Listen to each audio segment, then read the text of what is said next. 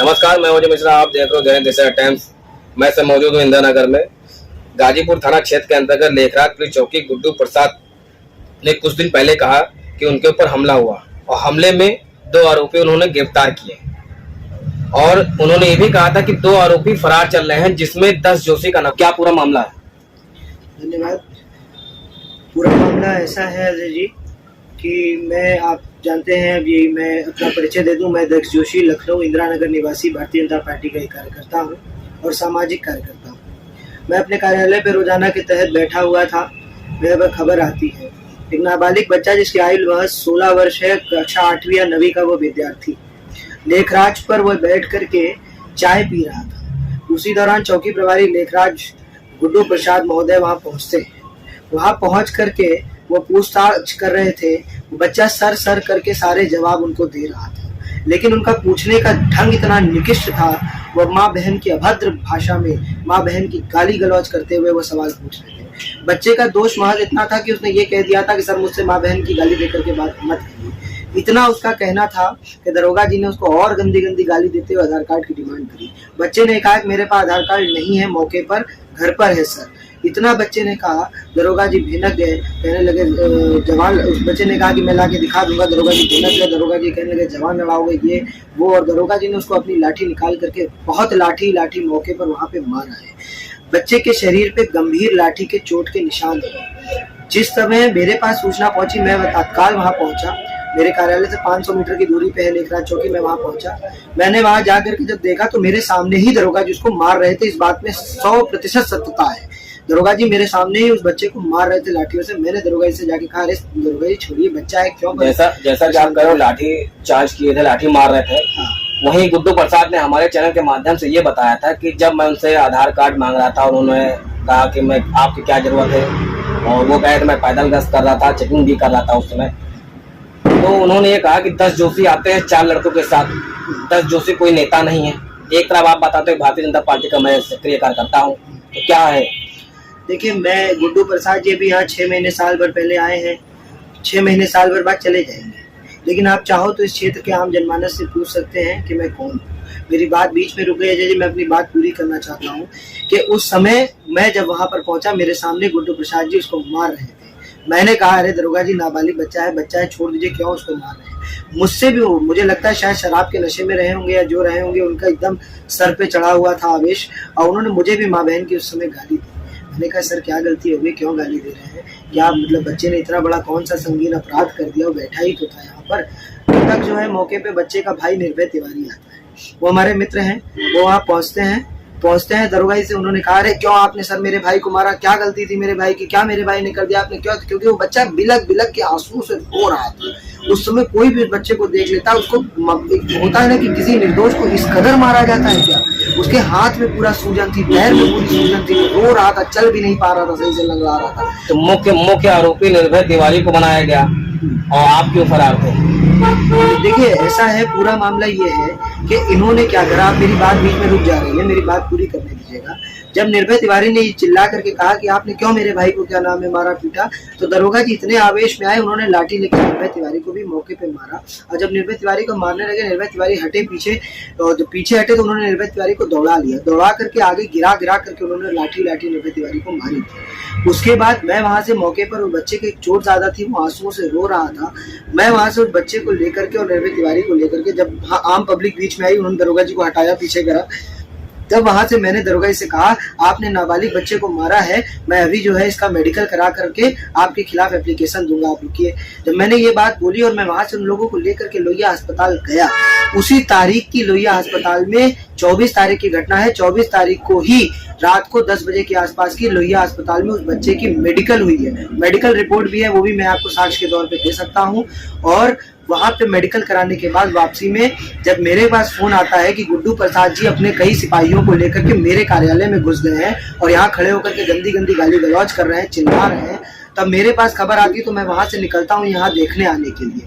जब तक मैं वहां से निकलता हूँ तब तक निर्भय तिवारी की फैमिली एप्लीकेशन लिख करके थाना गाजीपुर में दे करके अपने घर पे जाकर के बैठी थी, क्योंकि बच्चों को चोट ज्यादा लगी हुई थी। वो अपने घर पे ये आश्वासन से बैठे थे कि हमारा कोई दोष नहीं है, अभी हमारी एप्लीकेशन हमने दी, अब दरोगा जी पे कार्रवाई होगी, ये सोच के वो बैठे हुए थे।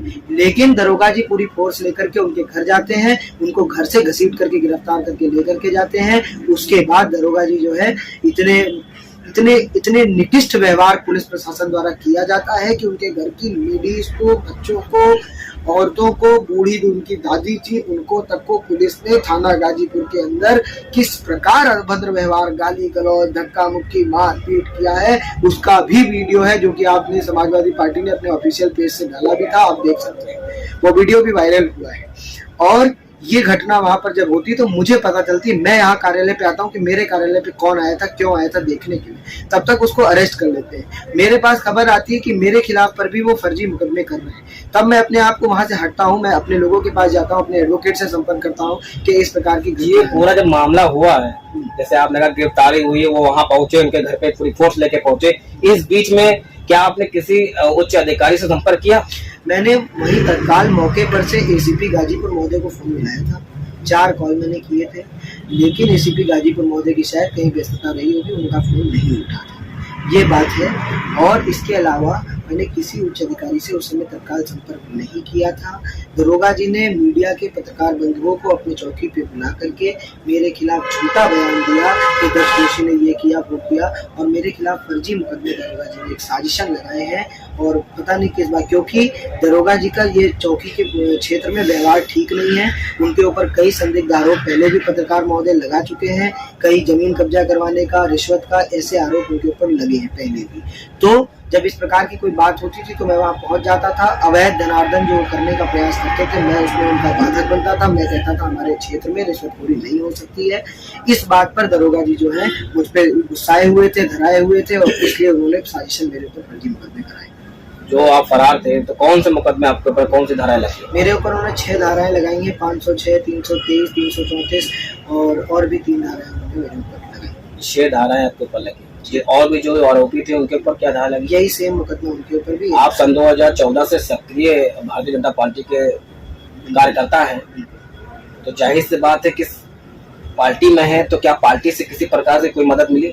मैंने पार्टी के उच्च अधिकारियों को, अपने पदाधिकारियों को फोन करके इस बात की तत्काल अवगतना की थी। मैंने उनको बताया था कि इस प्रकार की घटना ऐसी ऐसी हुई है, मेरे खिलाफ फर्जी मुकदमा किया गया है। तो ये घटना मैंने अगले दिन, जब मुझे खुद नहीं पता था कि ये मुकदमा इस प्रकार का छूटा करेंगे, अगले दिन मैंने भी जब अखबार में पढ़ा तो मुझे पता चला, मैं तो अपने घर पे ही था, पूरी रात को कहीं नहीं गया था। जब मैंने पढ़ा ये अखबार में तो मुझे पता चला कि मेरे खिलाफ फर्जी मुकदमा इन्होंने करा हुआ है।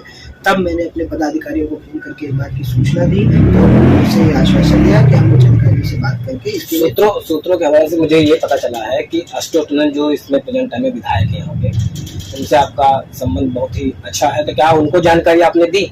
हाँ, क्षेत्रीय हमारे विधायक है यहाँ के, पूर्व कैबिनेट मंत्री है।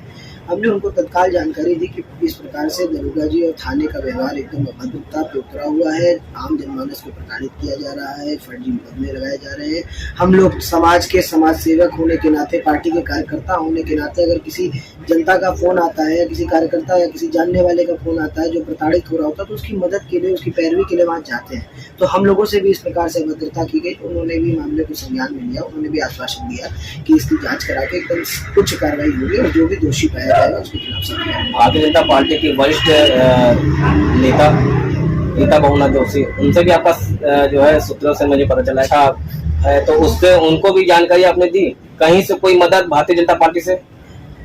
जिनका आप नाम ले रहे हैं परम आदरणीय माननीय रीता बहुना जोशी जी का, उनको भी मामले की, वो भी बहुत सीनियर नेता हैं और हमारी मार्गदर्शक हैं, अभिभावक हैं, उनको भी जो है इस मामले की जानकारी हमने दी थी। उन्होंने भी ये आश्वासन दिया था कि हम तत्काल जो है उच्च अधिकारियों से बात करेंगे कि इसमें जो है न्याय संगत कार्रवाई हो, जो दोषी हो उसके खिलाफ सजा हो, जो निर्दोष हो उसके खिलाफ नहीं। लेकिन महकमे की बात थी, पुलिस प्रशासन पूरा एक हो गया। पुलिस को आप लोग सब भली भांति अवगत है कि पुलिस किस तरह से रस्सी का सांप बनाती है, पुलिस किस तरह झूठा मुकदमा फंसाती है।